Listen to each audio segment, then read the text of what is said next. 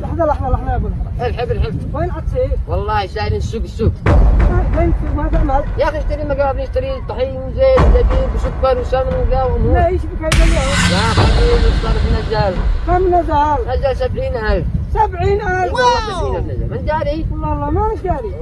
اذا انت راقد الصرف قد ب 700,000، كان 770، انا قد ب 700. بس ما فيش فارق حتى نزل ولا طلع الاسعار ثابته على ما هي. ايه ثابته، يعني احنا عندنا مفهوم ان اذا الصرف نزل الاسعار تنزل، يعني بنروح نشتري لنا مقاضي قبل يرتفع السعر مره ثانيه، كذا البيت ما فيه شيء، نحن قدرنا نشتري من الغلاء وسعر الصرف. والله الاسعار عندهم ثابته، ما فيش عندهم ريوس ابدا مثل ما الصرف. بس على ما هي والله. يعني اسعار ثابته. ريوس مفصول عندهم. وايش الحل؟ الحل ما بالله نصبر. ما بالله نطالب الجهات الحكوميه، دام الصرف نزل نزلوا الاسعار. ما جزا ما طالب الدوله ما يسمعوا. الا ان شاء الله يسمعوا.